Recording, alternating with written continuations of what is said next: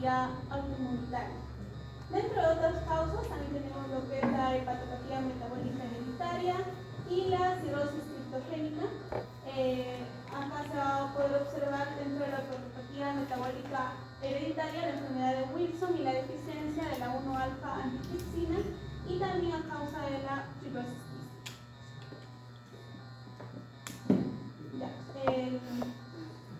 La fisiopatología tenemos que la cirrosis usualmente va a ser más frecuentemente dada a causa del alcoholismo. Ahí se pueden observar unos hepatocitos de un hígado normal. Se va a originar lo que es el alcohol deshidrogenasa, la catarasa peroxisómica y el sistema macrosómico oxidativo del etanol. Se va a dar todo esto en el hígado. El alcohol deshidrogenasa, el alcohol se va a transformar, va a aumentar y va a transformar en acetaldehído y el acetaldehído en acetato. Lo puede derivar en un aumento de la acumulación intracelular de lo que son los triglicéridos y los lípidos. El aumento de la ingesta de alcohol va a hacer que aumente la captación de los ácidos grasos, que disminuya la oxidación de estos mismos y que disminuya también la secreción de lipoproteínas. A causa del aumento de la acumulación intracelular de los triglicéridos, se va a observar que va a haber un daño en las células de Kupffer, en las células estrelladas, y se va a producir lo que es un exceso de la matriz del colágeno y de la matriz extracelular, dando como resultado la imagen que se puede observar, donde ya es una cirrosis.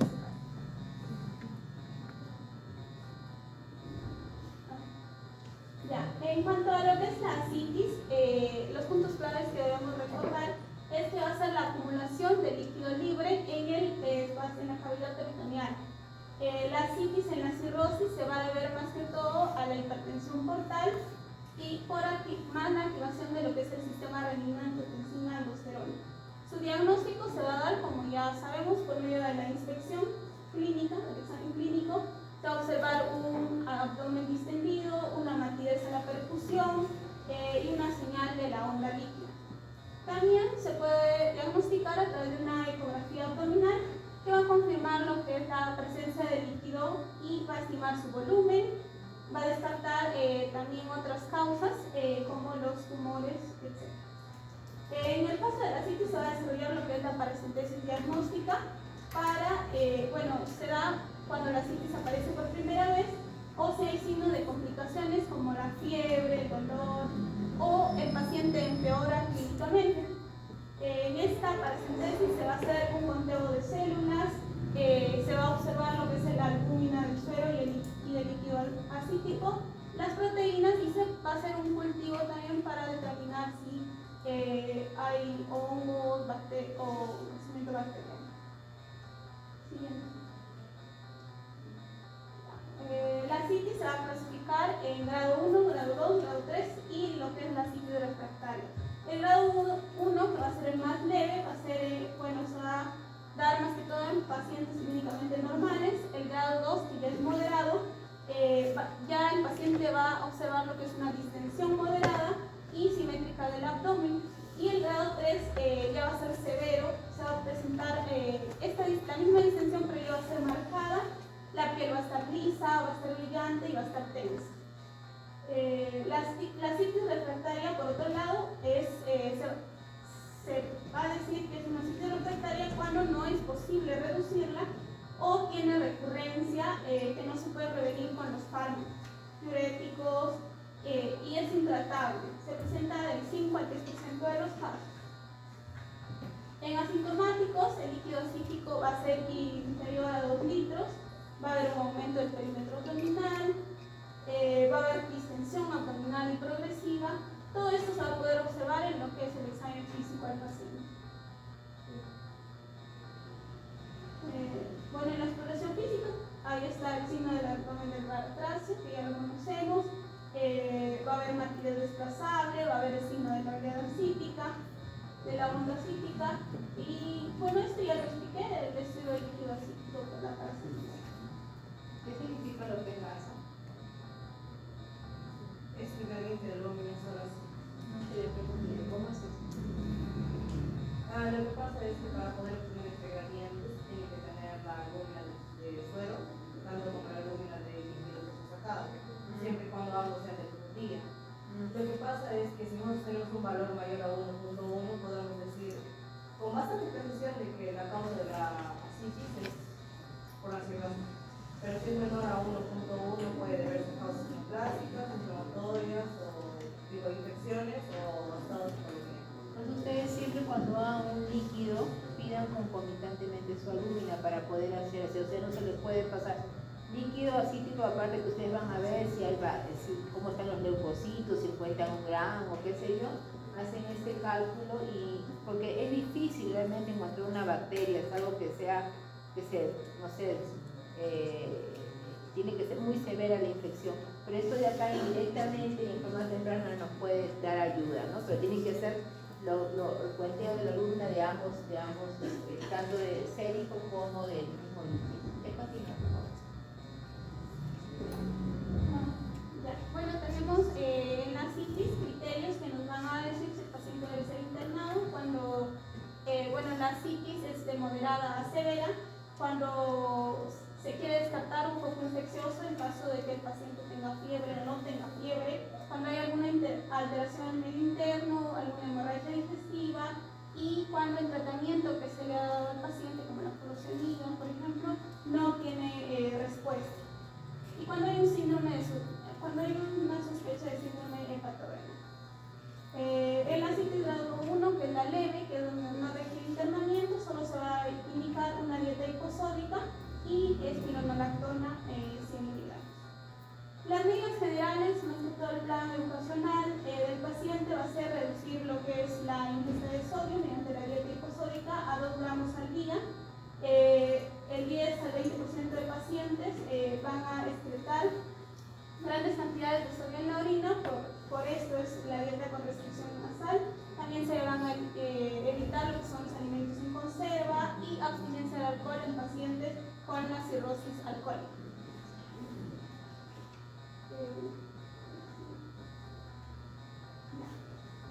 En la citis grado 2, que ya es moderada, también se va a indicar lo mismo que dieta hiposódica, la espironolactona, que va a aumentar en esta sí la dosis a una dosis máxima de 400 miligramos al día, si el peso es mayor a 40 kilos.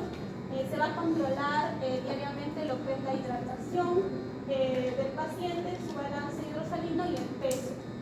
Cada 3 a 4 días se va a evaluar la respuesta clínica al tratamiento y también los laboratorios. Si no hay respuesta a la dosis máxima de espironolactona, se va a proceder a indicar furosemida al paciente. Con una dosis inicial de 40 miligramos al día, si el peso es mayor a 40, y con una dosis máxima de 160 miligramos al día, si el peso es mayor a 40. Y en la citis grado 3, que es una citis a tensión, se va a dar ya lo que es la paracentesis evacuatoria con reposición de albúmina. Esta puede desencadenar una vasoconstricción renal más intensa en el 20% de los pacientes y se extraen más de 5 litros. Y abajo, doctora, lo que pasa es que lo que nosotros tenemos que hacer es hacer una para hacer tesis evacuatorias para tener albúmina, pero aquí también se muestran otras opciones en caso de no contar con eso, como está el dextrano y los otros de abajo, pero igual están los hijos de la albúmina. Y en caso de que no contemos con ninguno de los otros, como podemos ver en la parte de abajito, se menciona el suelo sanguíneo hipertónico del 3%, que también es una buena opción en caso de no se puede generar. Es importante que se reponga la albúmina porque si no puede suceder lo que es la disfunción circulatoria postparasitaria, que es lo que menciona mi compañera, que es una vasoconstricción renal que puede desarrollar el síndrome hepatorenal. Entonces, mire, cuando ustedes van a ver el manejo de asitis que se hace en el hospital, es bien limitado. O sea, en el hospital generalmente, en la región, extraen líquido, bebe a su casa. O te ponen ¿cómo se llama?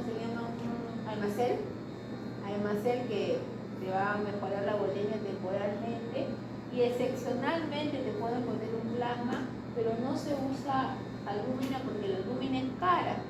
Cada ampolla me parece que está 120, algo así, ¿no? Ya, y la otra cosa es que el CIS tiene pues contaditos. Entonces, éticamente, imagínense que toda la comunidad sepa lo que hace. Imagínense los dilemas morales que nosotros continuamente trabajamos. ¿Por qué? Porque el doctor tiene que elegir en guardar esa albúmina para alguien que sea vida o muerte y a esta persona hacerle el menos daño. Entonces lo importante es que ustedes sepan, ¿no? Que este es el mejor tratamiento y no conformarse, o sea, saber siempre qué hay y en la medida de lo posible, a veces, ojalá que haya algún momento que la buena medicina se pueda hacer a nivel público, a nivel de todos, porque a veces cuando tienes plata se hace mejor medicina independientemente de que tengas el CIS. Nosotros tenemos un mandato legal y ¿cómo se llama? Nuestra jurisprudencia dice que tenemos que proteger la salud, no va toda una historia, pero al final, miren, cosas tan sencillas que ustedes ven a cada rato no se hace. Es más, el hospital no tiene. Y si tuvieras la lista de no tienes, pues nos llenaríamos con una lista muy grande. Entonces, siempre recuerden que, especialmente en el grado 3, a veces la paciente dice, sácame. Entonces los pacientes vienen desesperados porque es algo terrible estar balonados y a veces es doloroso. Entonces, a veces nosotros tenemos que tener cuidado. Si nos ha pasado que le han sacado y después al día siguiente el paciente llega y peor con un riñón afectado. Entonces, ¿qué hacemos nosotros? El mal peor, ¿no? Entonces le ponemos una vía, le ponemos un cloruro, le ponemos un mamacet, le sacamos el líquido despacito, le sacamos 2 o 3 litros, pero acuérdense que eso no es nuestra meta, es lo que estamos haciendo, no es por si acasito, sino que es como trabajamos, ¿ya? Es frustrante porque no sé, tal vez mañana podría yo estar también en ese caso y como médico lo sé, ¿no? Pero ustedes tienen que saber eso. Entonces, cuando les hemos hecho, aunque el tratamiento ideal es esto, ¿y por qué se da? Y también se van a dar cuenta que a veces, que se vaya rápido el paciente, hay que sacarle, le sacas y después el paciente viene o desmayado o a los 2 días viene con una insuficiencia renal exacerbada por un procedimiento mal desarrollado. La paracentesis es de los exámenes es uno de los más sencillos, pero de verdad que es complejo, especialmente en estas personas que te gritan que les hagas ya, por las consecuencias. Justamente nosotros tuvimos un paciente, una rotación en emergencia que le habían sacado del líquido, pero no le habían repuesto albúmina, entonces el paciente está en coma. Claro. En el cero. Claro, ajá. Entonces está en coma. O sea, el paciente te grita, por favor, sácame líquido, y tú le sacas. ¿Por qué? Porque seguro que la referencia no te la recibe. Y al final le produces esto, ¿no? Entonces uno tiene que saber y imagínate que la gente estuviese informado y si no, al final de quién es la culpa? Del médico. El acto médico, pero un acto médico ya vamos a ver que no solamente es el médico, es todas las condiciones. Entonces ahí, continúa por favor, no, vamos a poner triste. Y luego tenemos lo que es la citis refractaria, que va a ser imposible de tratar con diuréticos, no va a responder a las dosis máximas de estos. Y también otra citis donde el tratamiento diurético va a llevar a efectos secundarios que no van a ser aceptados en el paciente, incluso en las dosis más bajas. Se va a considerar que el diurético va a fallar la respuesta cuando no se obtiene la pérdida de peso que se espera, a pesar de la dosis máxima que se le ha puesto al paciente, al menos en una semana, y cuando la ascitis reaparece en grado 2 y en grado 3, en menos de 4 semanas después de haber realizado una paracentesis evacuatoria. El tratamiento en esto va a ser paracentesis evacuatoria diagnóstica periódica, la colocación de un TIPS y el trasplante hepático en último caso. Las complicaciones, a pesar de las medidas correctoras que se pueden dar en el paciente, va a ser la encefalopatía hepática, la insuficiencia renal, una creatinina mayor a 2 miligramos por decilitro, una hiponatremia, una hiperpotasemia y una hipopotasemia.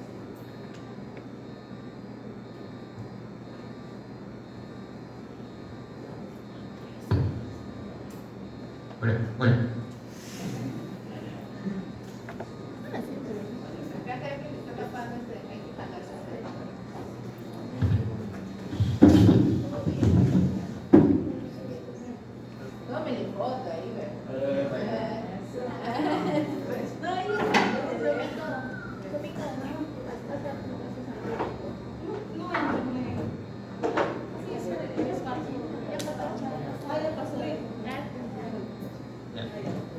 compañeros, vamos a continuar.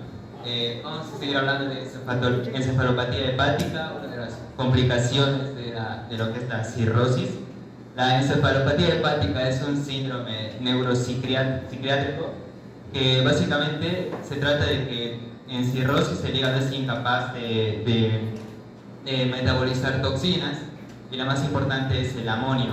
Entonces, lo que pasa con el amonio es que en el hígado, pues lo que es normal es que tiene que metabolizarse a urea, pero pues los hepatocitos aquí están en cirrosis, no trabajan correctamente, y lo que pasa es que se empieza a acumular el amonio, y el amonio pasa la barrera hematoencefálica y va y se une con el glutamato, generando lo que es la glutamina. La glutamina se empieza a acumular y empieza a causar disfunción en los astrocitos, que ya hemos visto en la clase de neuro sobre los astrocitos. Entonces esto lo que da es un edema de astrocitos, entonces lo que finalmente nos da es una alteración en lo que es la neurotransmisión. Por lo tanto, nos va a dar una clínica neurológica que la podemos dividir en ciertos grados, como por ejemplo si es mínima, alguna alteración psicométrica o neuropsicológica, pero a partir del grado 1 lo que puede haber ya son alteraciones de la conciencia leve, puede haber euforia o ansiedad, ritmo de sueño alterado. En hallazgos clínicos, lo que es la asterixis, que es este signo clínico que se basa en el temblor, ¿no? de los dedos, de las manos. ¿Cómo es aquí en asterístico? ¿Cómo es que se hace para verlo? ¿Cómo para tú identificar cómo hace?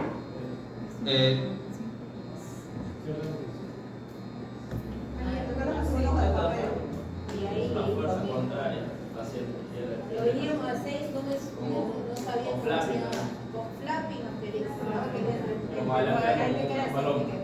queda la ¿no? Y eso es importante. Sí, y se basa en la pérdida de lo que es el tono muscular.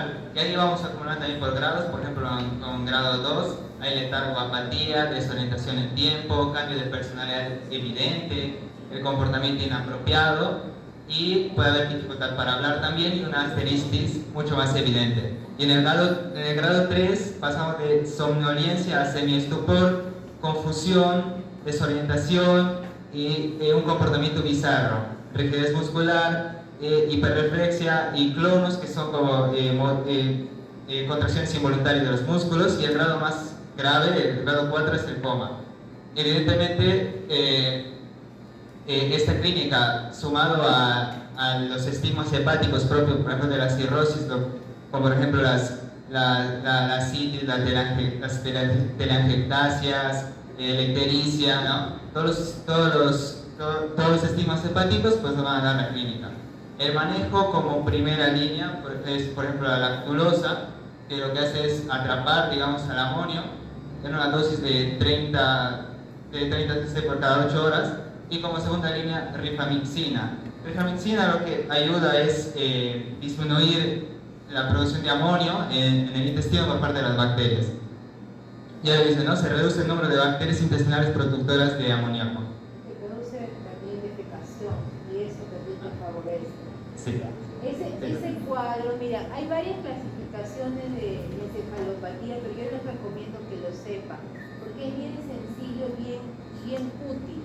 Encefalopatía ustedes van a tener por varias razones, pero siempre tienen que saber identificar qué grado. Entonces, así ustedes ponen el grado 1 según la clasificación de Weston y Javier, ya saben, y no es difícil.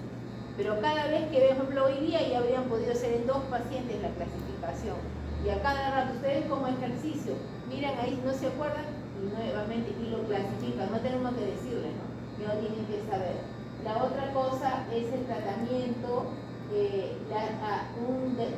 diagnóstico es clínico, ¿no? Y bueno, idealmente pues hay que hacer un electroencefalograma. Idealmente aquí, pero realmente debería siempre hacerse un electroencefalograma para ver, porque estos pacientes llegan a convulsionar, llegan a estar en un estado muy comprometido. Siguiente. La peritonitis bacteriana también es otra complicación Lo que pasa en la peritonitis bacteriana es que el líquido acumulado en la cavidad abdominal es un gran foco de infección, no es un gran foco de crecimiento para lo que son las bacterias. Y uno de esos criterios es más de 250 polimorfonucleados en el líquido abdominal con o sin cultivo positivo.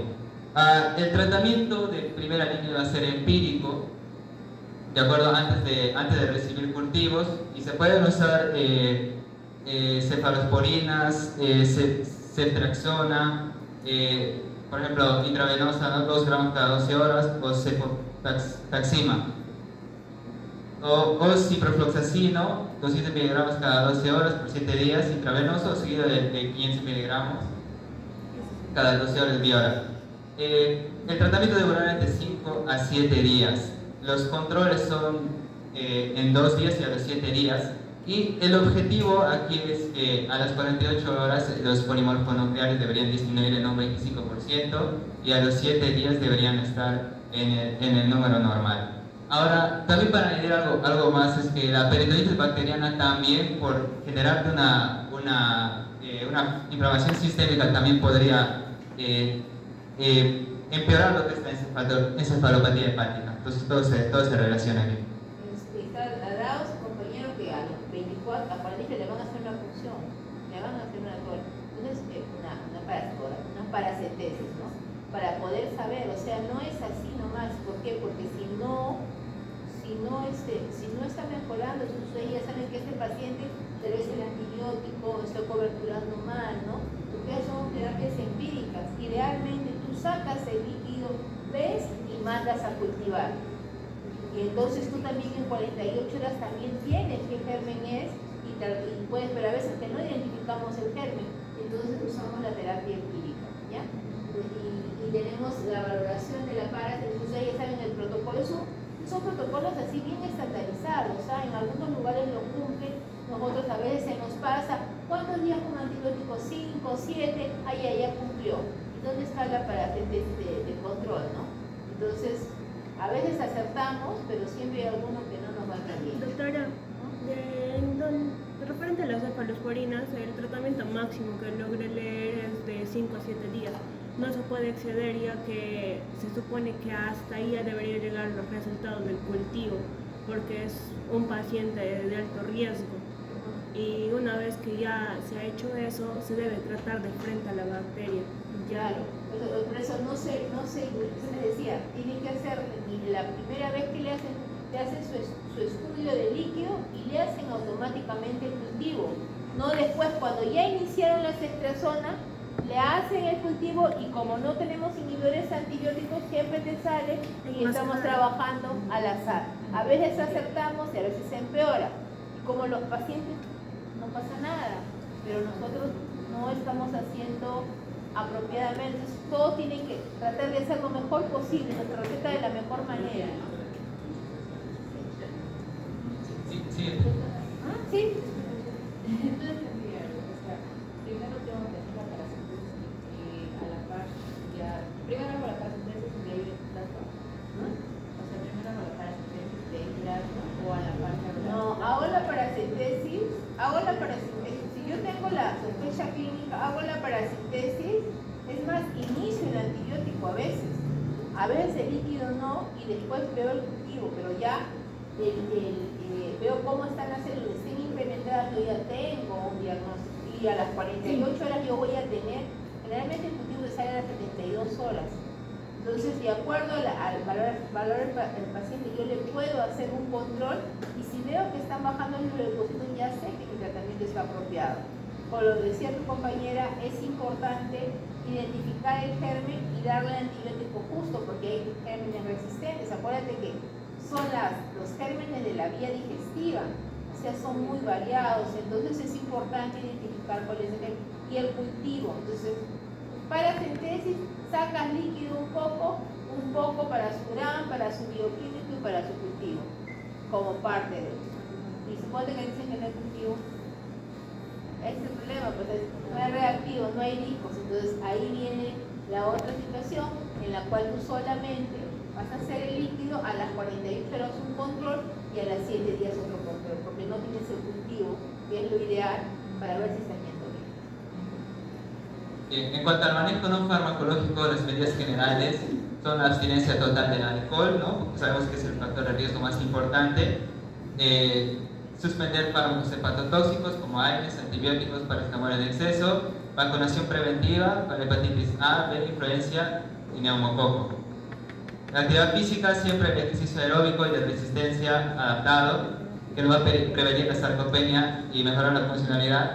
Y en cuanto a la nutrición, un aporte calórico adecuado también, de 30 a 35 kilocalorías por día. Y restringir sodio, controlar los líquidos, suplementos con vitaminas, liposolubles, de calcio y zinc, y apoyo psicosocial también es importante, ¿no? Con una orientación psicológica. La segunda parte de las exposiciones son las hemorragias digestivas alta y baja. Entonces, la hemorragia digestiva va a ser las emergencias gastrointestinales más frecuentes, más comunes que existen, y se van a estar asociadas al aumento de uso de antiinflamatorios no esteroideos y la alta prevalencia del Helicobacter pylori. Tenemos dos clasificaciones: la hemorragia digestiva alta, que está por encima del ligamento de Treitz, que corresponde al 4% del duodeno, y nos podemos asociar a sangrado del estómago o el duodeno. Y la hemorragia digestiva baja, debajo del ligamento de Treitz, asociada a sangrado del intestino delgado, colon, recto o ano. ¿Y tu dibujito? Bueno, Tan bonito y no lo usas. sí, bueno, Y así. aquí se va a partir de lo que es la porción de ligamento de Treitz. ¿Cuál es el ligamento de Treitz ahí? Es que no está correctamente dibujado, no se puede observar, va frente al colon. Le falta ahí. ¿Ah? Pero mira lo que están poniendo. Yo le digo, mira, ese dibujito ustedes lo pueden mejorar y ya le ponen lo patentan todavía, le ponen, ¿cómo te llamas? Christopher San Martín. Porque está mal, pues. O sea, hacen confundir. Si el nivel de Treitz es, digo, explícalo, mira, yo el estómago, le han hecho una que le han volado el estómago. O no sé, mira, lo de atrás es el intestino delgado. No sé, este chico no sabía anatomía, no sé qué le pasó. Pero lo peor es que ustedes estaban confiados. ¿No? ¿Dónde está el Treitz? El intestino delgado y el colon se va de frente. ¿No? Un bypass. Está con bypass. Está con bypass. No lo miren, ¿ah?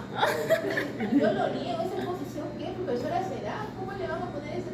Y se pueden confundir, ¿no? Lo que está bonito son los mensajes, pero no han escogido. Y el dibujo está fácil, ustedes dibujan mejor, tienen que mejorarlo, ya. ¿Le que puesto tres? Menos Bien, recordamos lo que los signos. La hematemesis es el vómito de sangre proveniente de la parte digestiva y puede estar acompañado de jugo gástrico o restos alimentarios. Es importante diferenciar entre hematemesis y hemoptisis, ¿no? Porque la hematemesis va a ser expulsada por el vómito, en cambio la hemoptisis es por la tos. En la hemoptisis la sangre es de color rojo, rosada y espumosa, y en la hematemesis va a ser de color rojo claro o negruzco sin espuma. La hemoptisis se va a acompañar de saliva, puede haber disnea, y en la hematemesis pues se va a acompañar de restos alimenticios y puede haber náuseas y vómitos. La hemoptisis pues porque proviene del aparato respiratorio pues no va a respirar melena, en cambio la hematemesis sí. Y la hematemesis habitualmente no hay anemia, pero sí puede haber porque por ejemplo en sangrado de varices esofágicas vamos a ver que el sangrado es bastante abundante. Y la hematemesis se va a confirmar por endoscopía y la hemoptisis por procoscopía. Sí. Mira, en cualquiera puede haber anemia. Lo que pasa depende de la agudeza y severidad. Yo puedo tener una hematemesis en la cual es simplemente por un problema de una úlcera que no está, pero hay veces que, y es más, te mueres entonces normalmente más que no hay, depende de la causa y del paciente. ¿De qué se mueren los pacientes con dengue? A veces o la fiebre amarilla de más de meses, ¿no? Entonces, compiten en una, están tranquilos y en una, entonces no es tanto de que no, hay que ver, depende de la causa más que no es habitual, ¿ya? Y la anemia, ahora hay anemias crónicas, anemias agudas, esa es una anemia aguda, esa es una característica. Puede ser de las dos formas, sigue. A ver, tu dibujo.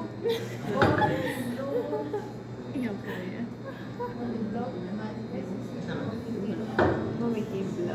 Escucha en inglés, no, y tú lo utilizas, pues miren, tenemos acá los vómitos, entonces las personas, y para eso son los dibujitos, que todavía no puedes hablar en inglés de pasada para acá.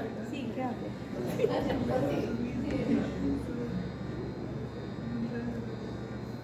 La melena es la exposición de esas negras, alquitranadas, de olor fétido con aspecto untuoso, brillante, acompañado de moco y son fétidas. La melena puede presentarse en varias ocasiones, en un lapso de meses a años, debido a úlceras gástricas o gastritis erosiva. Mayormente nos indica hemorragia digestiva alta. Y la melena también nos puede causar anemia, evidentemente, se está perdiendo bastante sangre. En cambio, la hematemesis es la presencia de sangre brillante o roja o granate en las heces, ya sea solo o mezclada con las heces o en coágulos. Esta es más correspondiente a hemorragia digestiva baja y ¿no? Ahí está el gráfico con las fotos para poder diferenciar mejor. La rectorragia es la presencia de sangre de color rojo brillante, ¿no? Es sangre fresca que sale a través del ano, aislado junto con las heces.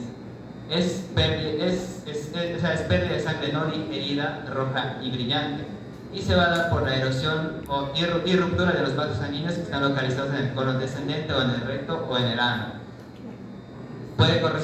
Corresponden más que todo a hemorroides, pero obviamente hay muchas más causas.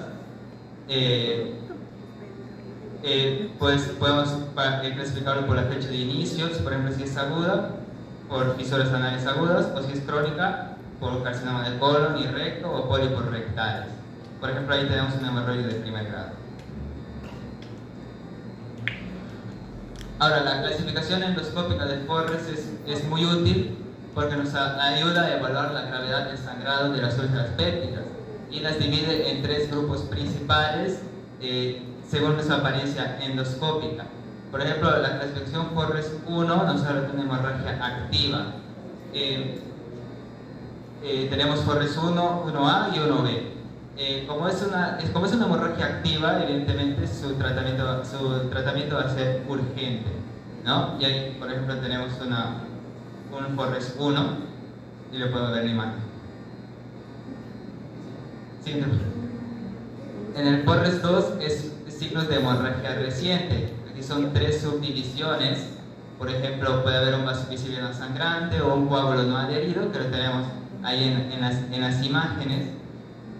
Entonces, para cada clasificación va a haber un manejo recomendado. Para el Forres 2A van a ser las terapias endoscópicas, puede ser clips, por ejemplo, o puede haber un manejo conservador, dependiendo. Y en el Forres 3 va a ser una lesión sin hemorragia, como digamos una lesión limpia, lo podrían llamar. ¿Quiere explicar un poquito esto?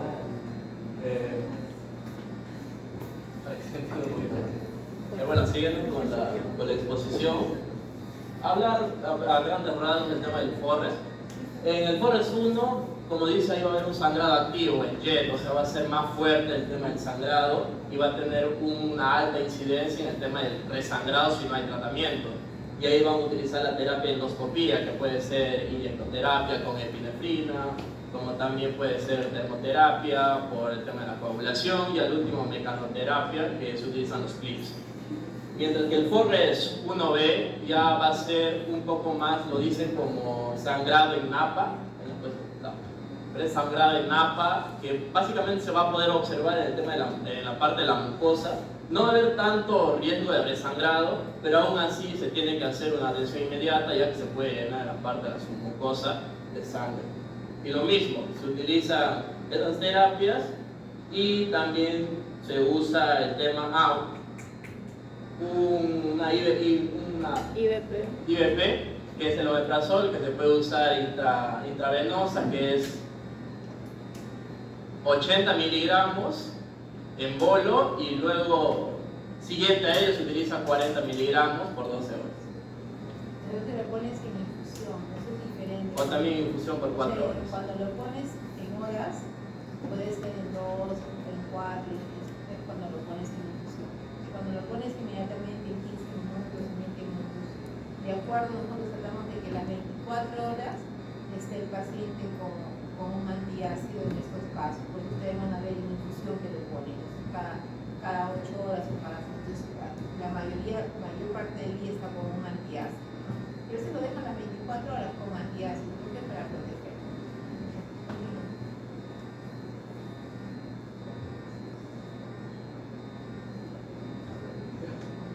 Ya,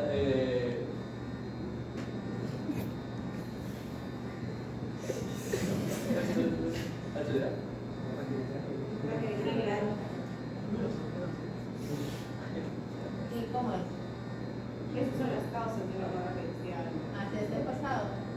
Alemania, ¿por qué se quedó? No sé, ¿qué está explicando? Esa es la clasificación endoscópica. Ya, sigue. ¿Es cuántos? Sí, también. Bueno, la hemorragia digestiva alta es el sangrado proveniente del tracto gastrointestinal desde la boca hasta el duodeno. La úlcera péptida es la causa más frecuente, ¿no? La úlcera duodenal. La úlcera gástrica es más grave. Los factores asociados que vas a tener en cuenta es la infección por Helicobacter pylori, el uso de AINES y tabaquismo y alcohol. Es muy importante entonces reconocer la historia clínica del paciente. Por ejemplo, conozco una persona que intentó acabar con su vida, ¿no? Por tomando un montón de pastillas de naproxeno. Lo que pasó es que empezó a tener su hemorragia digestiva y bueno, llegó con síntomas de shock. No, felizmente no.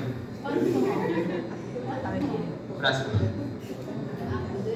Muy mal. Hay gestos suicidas, intentos suicidas. Déjense contentar que yo morí. Y después, no ha vuelto. No, sí. No, ya no.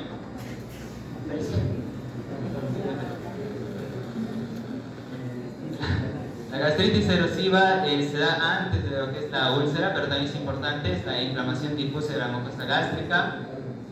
La principal causa, AINES y alcohol, y también puede haber otros. Sus síntomas son dolor abdominal, en epigastrio, punzante o quemante, dispepsia, náuseas y vómitos, pérdida de peso. La esofagitis es la esofagitis también como complicación de la enfermedad por reflujo gastroesofágico. Síntomas son dispepsia, disfagia, o lo que es la pirosis, ¿no? La quemazón. ¿Sí? Y las varices esofágicas.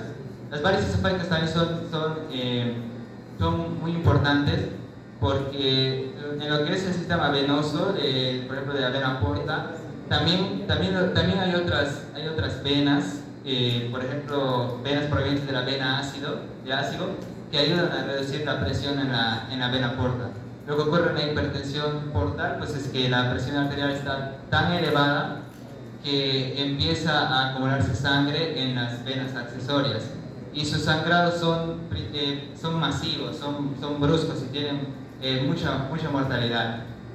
Las varices gástricas son menos frecuentes y estas están más asociadas a trombosis de la vena esplénica.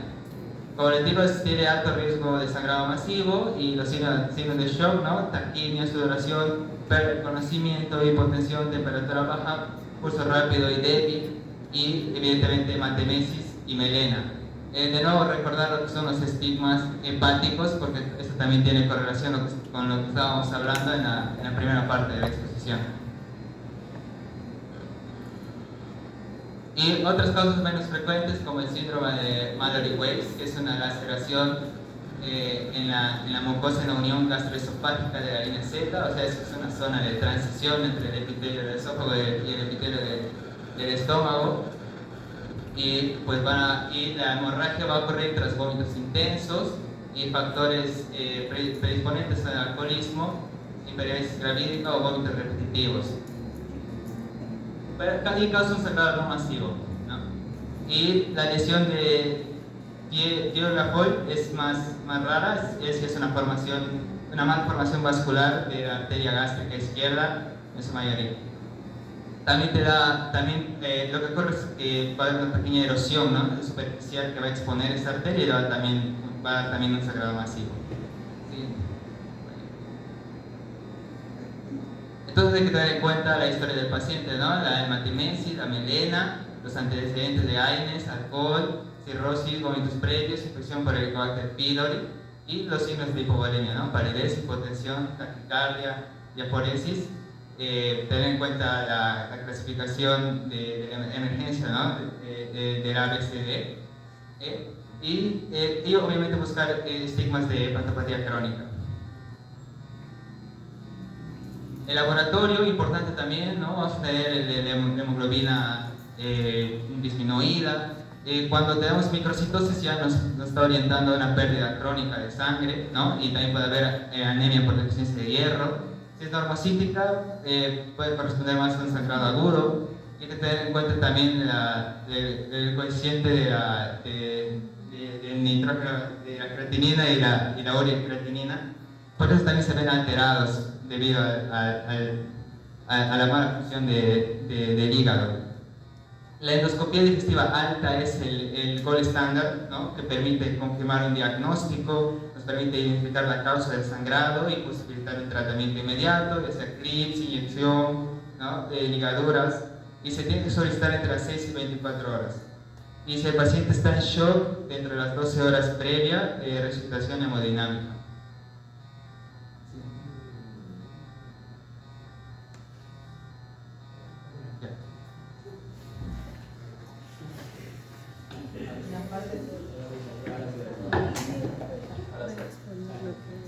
Bueno, el tratamiento.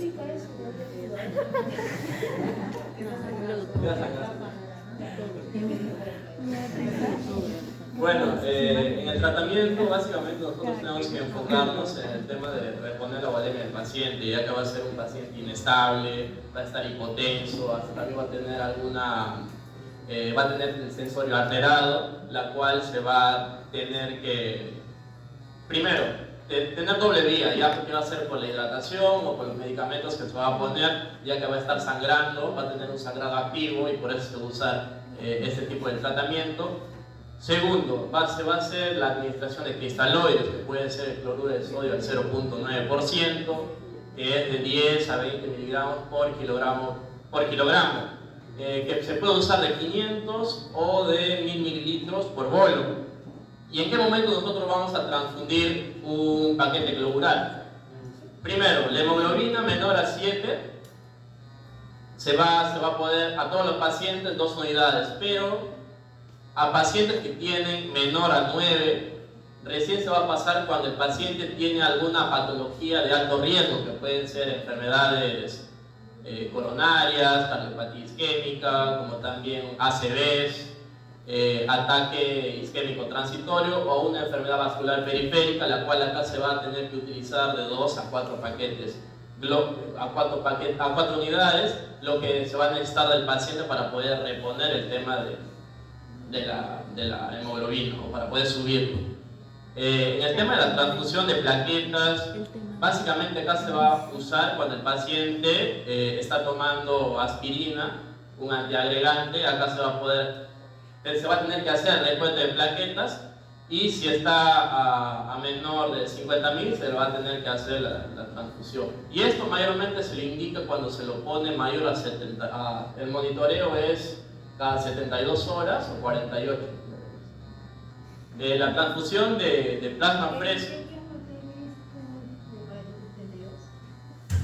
No me lo puse, pero ¿cada cuánto es? cada 72 horas. Dependiendo. Ajá, va a depender de 48. Dependiendo del paciente. Eso puede ser hasta cada 3 horas, porque suponiendo que yo tengo un paciente y sus funciones biológicas no van a estar bien, entonces tú tienes un monitoreo que es el regular, que tú le haces su control, que puede, a partir de las 6 horas, pero si su paciente, por ejemplo, está sangrando en el caso de un dengue, tú a veces vas a hacer y a las 2 horas vas a volver y vas a tener que decidir hacerlo. Entonces, si bien es cierto, hay una regularidad que esperamos mínimo 6 a 8 horas para ver cuánto elevó, la decisión va a estar mirada de acuerdo al paciente, al criterio clínico, y eso es lo que ustedes van a examinar. ¿Y dónde va a estar eso? En esa hojita de monitoreo que se frecuencia cardíaca, esa parte de ahí. Si le dejas a la enfermera y la enfermera apunta y si estás haciendo otra cosa, llegas y el paciente está en 3, 2, ¿no? O si no, se te pasaron 2 días y nunca le hiciste. Entonces recuerden que no hay fórmula mágica, acá es la clínica te va dando de pauta, ¿ya? Entonces el promedio es 4 a 6 horas, pero nosotros, dependiendo del riesgo, vamos a tener monitoreo. Continúa.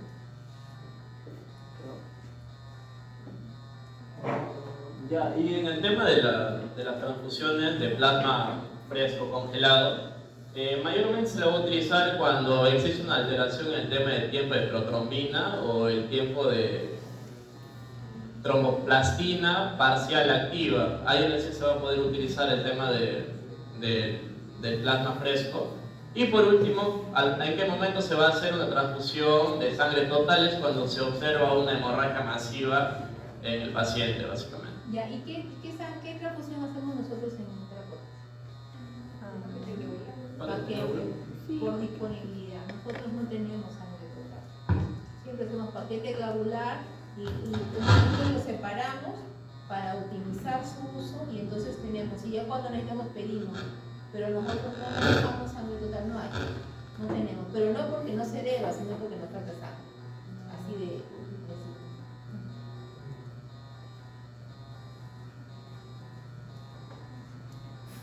Ya, en el tema del manejo, cuando hay una hemorragia digestiva no varicial o por úlcera péptica, básicamente iniciando con el tema de la farmacoterapia, se sugiere mayormente realizar una endoscopía digestiva alta, la cual eso se va a tener que brindar, como dijo la doctora, antiácidos, que es el omeprazol, por vía intravenosa, 80 en bolos seguidos de 40 miligramos cada 12 horas. Y como dijo la doctora también, el tema de la infusión, que se puede hacer de 8 miligramos por hora. La terapia endoscópica, hace un momento estábamos hablando del Forres, el A1, bueno, el 1A básicamente es un sangrado activo. El 1A es un sangrado activo en jet, donde se va a tener que tener una atención un poco más enfocada al paciente, o el 2B como también, y el 2A que es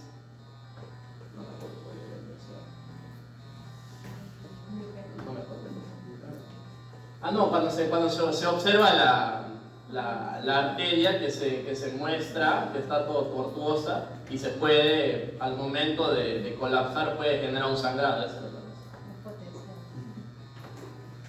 Pásale, regrésale para que vean. No, la clasificación, ¿no es cierto? Sí, la clasificación. La clasificación, no, atrás no.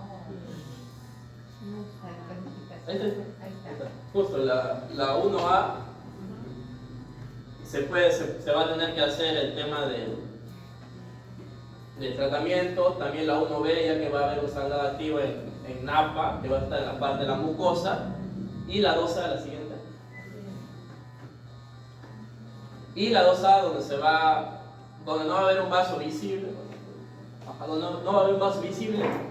Y en la 2B recién se va a poder hacer un tratamiento cuando al momento de que se saca el coágulo y hay sangrado, ahí se va a poder intervenir en ese momento, utilizando, como lo dije, inyectoterapia con epinefrina.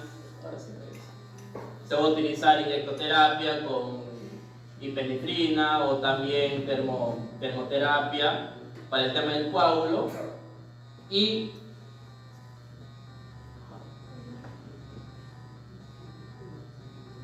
mecanoterapia, que son los clips. Es recomendado utilizar 2 terapias, que puede ser adrenalina, junto a una terapia térmica o una mecánica. Que es menos eficaz utilizar una monoterapia con solo la epinefrina. Ok, en terapia de casos refractarios, de repente el paciente con HDA no visceral no puede controlarse endoscópicamente, se tiene que realizar una terapia radiológica para poder observar el tema de la embolización o una cirugía para el paciente. Bueno, y básicamente ahí el cuadrito donde todo lo que he explicado está resumido en ese cuadro y simplemente utilizar ya el tema del paciente. Ya, en el 1A y en el 2A básicamente se va a tener que utilizar el tema del omeprazol, los inhibidores de bomba de protones, más el tratamiento endoscópico que puede ser cualquiera de los dos. En el 2B se va a tener que observar al paciente si realmente va a necesitar el tratamiento, ya va a recibir el tratamiento, pero no va a ser en el caso como el primero. Sí, básicamente. En el 2A, en el 2C ya no ves. Ahí está, pero sí está. Sí, en el 2C va a haber una mancha hemática. Simplemente se va a poder hacer el tratamiento con antiácidos en el paciente y al último, el 3, se va a observar solo fibrina en el tema de la herida. No va a llamar tanto la atención en el tratamiento. Ok. Hemorragia digestiva. La definición, como decimos, que es una hemorragia distal al ligamento de Treitz. No es como del HDA. Por lo general se aparece en el colon. En la epidemiología equivale de un 30 o a un 20% de las hemorragias gastrointestinales, la cual esto mayormente afecta a las personas de edad avanzada o con comorbilidades graves. Ya, y entre un 80 a 85% de las hemorragias digestivas bajas se van a originar distalmente a la válvula ileocecal, como se conoce, que es el colon, y el tema de la morbilidad relativamente baja de 1, 2 a 4%.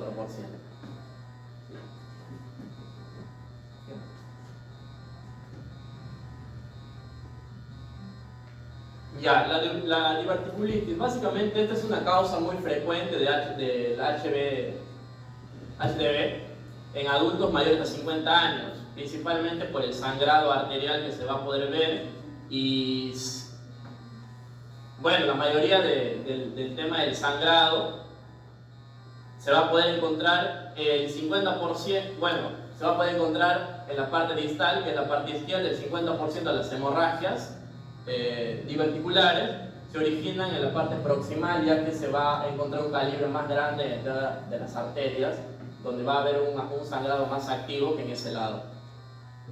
Se manifiesta más en pacientes con edad avanzada, particularmente de 80 años, pacientes con estreñimiento crónico, sangrado masivo, y como sabemos que siempre en las personas avanzadas no tanto se va a manifestar el tema de la fiebre, o si es un paciente crónico también va a ser indoloro también, y se va a autolimitar en esa zona.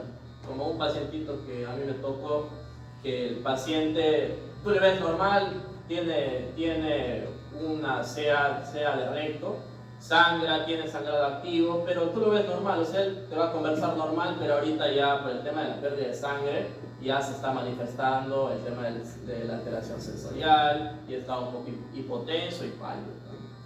Eso es por el sangrado activo. Siguiente. Las hemorroides. Las hemorroides es un sangrado leve. La causa más común de las hemorragias digestivas bajas en pacientes menores de 50 años. Tenemos también el tema de la angiodisplasia. Es un sangrado principalmente venoso que se va a localizar, como dije, en el lado derecho, que es el colon ascendente.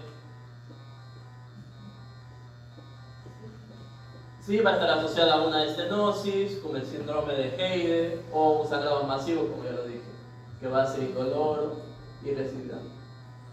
En el tema de las isquemias, se va a poder dar por una colitis isquémica, como también una isquemia mesentérica. Como se observa ahí en esa imagen, a qué altura se va a manifestar cada patología y el tipo de sangrado que se va a ver.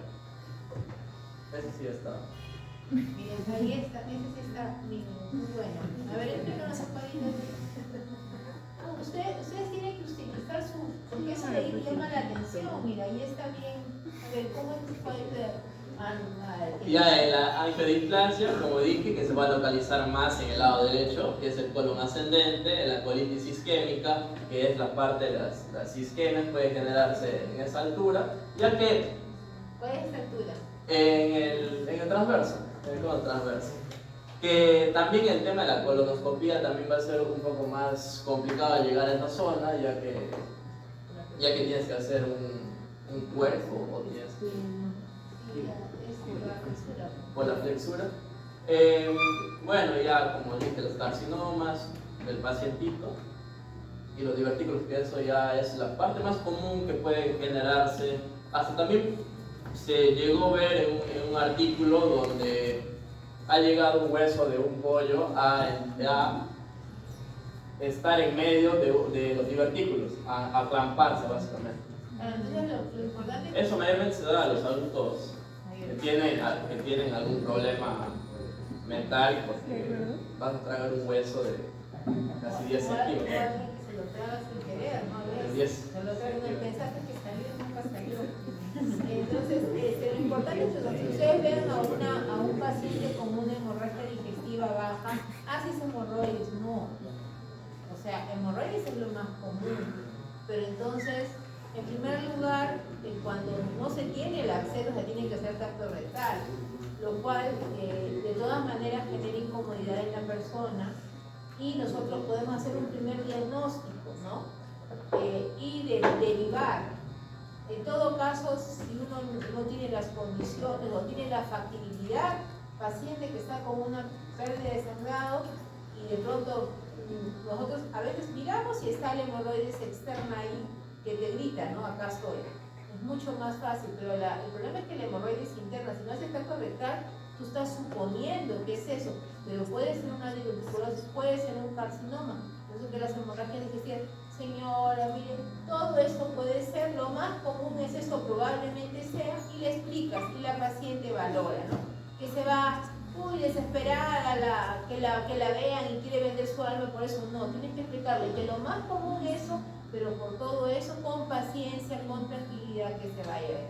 En este caso, generalmente no van descompensadas. El problema es las hemorroides, es cuando se estrangulan, que son muy dolorosas, y eso sí es una emergencia, ¿no? Una emergencia. Y nosotros, en este medio, como hay mucho calor, entonces la hidratación es muy importante. Cuando la gente migra, o cuando a veces ya tiene las hemorroides y hace un exceso, entonces nosotros tenemos una persona que siempre sangra, entonces ya por ahí podemos pensar que podría ser eso, ¿no? ¿Verdad?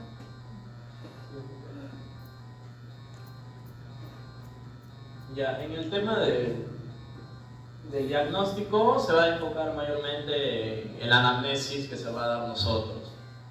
Como el paciente va a presentar hematoquesia, que nosotros ya sabemos describir que es un sangrado rojo vino, y también es más común en la patología que estoy hablando, rectorragia, que es un sangrado más rojo, rutilante, brilloso, o también en las melenas, que también puede ocurrir en el tracto gastrointestinal inferior cuando se presenta de repente un tránsito lento.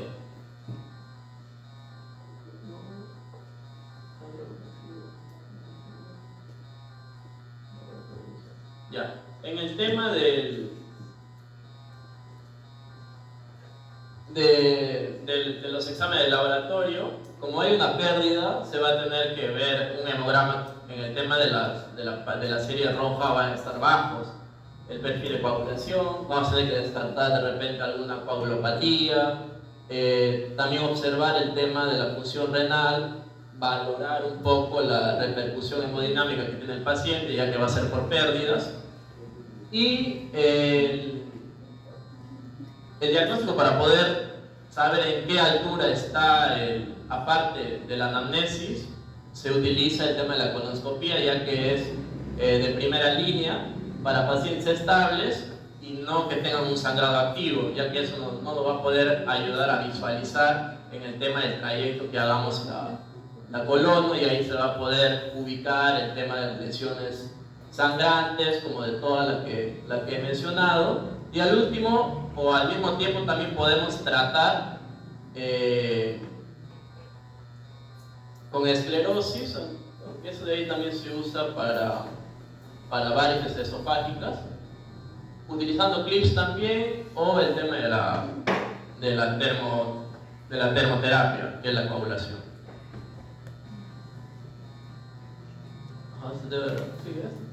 Básicamente eso de realizarse en las primeras 24 horas es para estabilizar al paciente, pero no siempre los pacientes vienen cuando ha pasado las 24 horas. Prefieren, la gran mayoría que están en la parte más rural, prefieren tomar algunas resinas para que puedan disminuir supuestamente el tema del sangrado, pero aún así acá ya llegan ya básicamente con un estado hemodinámico mal.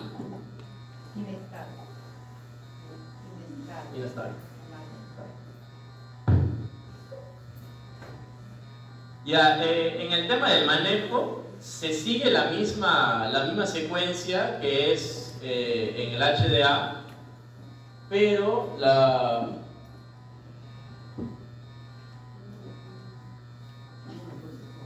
sí se sigue el mismo manejo del primero, pero al último se le va a poder utilizar el tema del manejo del control de sangrado, que este es un poco más específico, que se utiliza la terapia colonoscópica, donde si hay divertículos se va a tener que usar una sonda bipolar de coagulación, la cual ahí va a estar inyectando el tema de la ipinefrina o los clips metálicos, o la angiodisplasia, donde se puede utilizar una terapia térmica, que es la electrocoagulación, o bueno, eso no se utiliza acá, pero es la coagulación de plasma de argón.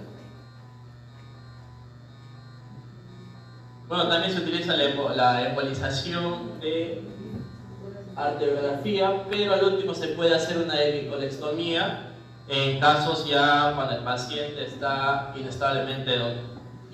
cuando existe una inestabilidad hemodinámicamente persistente con el tema del sangrado activo, o si hay un sangrado recurrente o persistente. Siguiente. Gracias.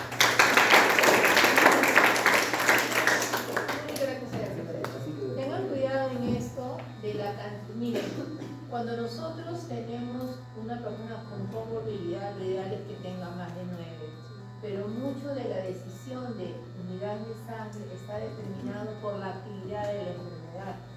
¿Ustedes cuándo han visto en el hospital que con 9 te ponen sangre? No ponen. Es más, o sea, si yo tengo un paciente con cómodo, un cardiópata, todo está consangrado, entonces yo tomo una decisión tal vez más temprano que con una persona estable. Suponte a una persona, a una joven o un joven que tiene hemorroides y todo, a diferentes, por ejemplo, obeso, con cardiopatía, qué sé yo no voy a esperar pues que esté hasta 7, a veces decido. Pero acuérdense que estas decisiones están muy asociadas a el examen clínico. Casi todo está relacionado. No hay receta perfecta, no existe, sino que es su raciocinio más, si no ya mejor traemos a la computadora o a ustedes y todos atenderíamos igual, ¿no? Pero eso sí, estos son parámetros. Hay guías, así como hay la guía de VIH, hay la guía de manejo de HDV, la guía de... Entonces todo está más o menos estandarizado, pero al final siempre se individualiza el caso de acuerdo al paciente. Muy bien, chicos, ¿alguna duda hasta acá? Faltan algunas cosas. El examen es la próxima semana, creo, ¿no? Sí, doctora, el 6. El 6. ¿Voy a estar? Sí, ¿no? Sí, voy a estar. No sé, depende de usted. Voy a ver, no sé. Muy bien, entonces, por favor, ¿y dónde está falta de la evaluación dejamos una evaluación del sistema digestivo? Sí, Ya, mira, lo vamos a hacer la otra por la hora, y antes del examen hacemos la evaluación del sistema digestivo, cómo se evalúa, un pequeño repasito antes y después viene el examen, ¿ya? Como ustedes son, ¿cuántos son? 28, entonces solamente van a ser 4 filas. ¿Qué? Con 40 preguntas. Ah, eso es malo. ¿Van a aceptar eso de que nos dijo el primer día de clase de que no le podemos enviar un banco de preguntas y poder guiarse de ahí? Un poco de preguntas, si gusta, para yo guiarme. Preguntas similares, no igual, similares.